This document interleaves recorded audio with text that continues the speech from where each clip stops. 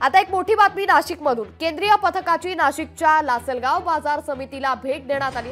कांद्याचे भाव आणि सध्याची परिस्थिती जाणून घेण्यासाठी केंद्रीय पथकानं बाजार समितीला भेट दिली आहे। सध्या कांद्याला प्रति क्विंटल 4000 ते 5000 रुपये दर मिळतोय।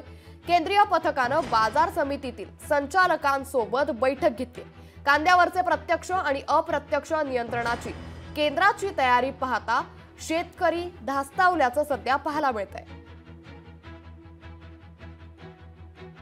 सध्या परिस्थितीत सरकारकडे बफर स्टॉक भरपूर असताना कांदा बिलकुल आयात करण्याची गरज नाही, परंतु शेतकऱ्यांकडे सुद्धा भरपूर कांदा असून सुद्धा सरकार बाहेरून कांदा आयात करते। त्याच्यामुळे शेतकऱ्यांचे आता मिळणारा भाव आहे त्याच्यापेक्षाही खाली जातील आणि शेतकरी देशोधडीला लागल्याशिवाय राहणार नाही।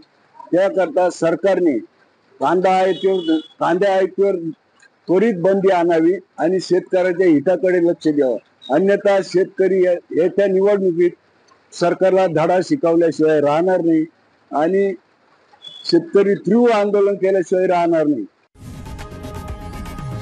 लोकशाही मराठी ऐका, पहा, जागरूक रहा।